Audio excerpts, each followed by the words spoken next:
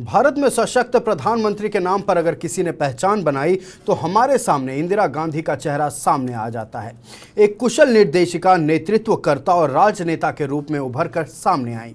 इंदिरा भारत के प्रथम प्रधानमंत्री जवाहरलाल नेहरू की बेटी थी, जिनका जन्म 19 नवंबर 1971 को एक संभ्रांत परिवार में हुआ था। आइए जानते हैं कड़े निर्णय लेने वाली देश की पहली महिला प्रधानमंत्री के बारे में।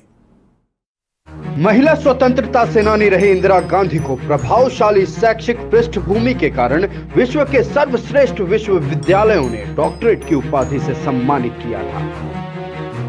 इंदिरा गांधी ने बचपन में बाल चरखा संघ की स्थापना की और असहयोग आंदोलन के दौरान कांग्रेस पार्टी की सहायता के लिए 1930 में बच्चों के सहयोग से वानर सेना का निर्माण किया।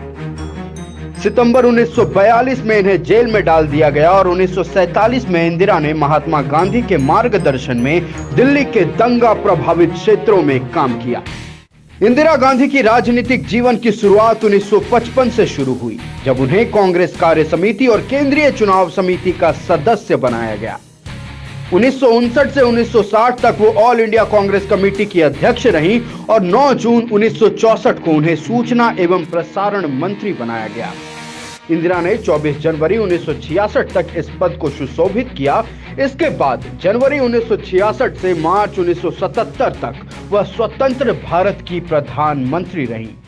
इनके प्रधानमंत्रित्व काल को शायद ही कोई भूल पाए, क्योंकि इतिहास के काले पन्ने को जब भी उठाकर देखा जाएगा तो 25 जून 1975 से 21 मार्च 1977 तक के 21 माह के आपातकाल को शायद ही कोई भारतीय नागरिक भूल पाएगा। जनवरी 1980 से वह योजना आयोग की अध्यक्ष रहीं और 14 जनवरी 1980 को फिर से प्रधानमंत्री के पद पर आसीन हुई।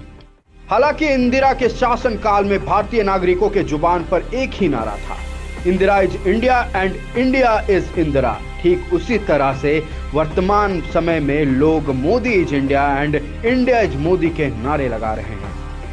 इन दोनों के समानता की बात करें तो दोनों राजनीति के विशेषज्ञ, राजनीतिक रणनीतिकार क्विक डिसीजन मेकिंग के लिए जाने जाते हैं।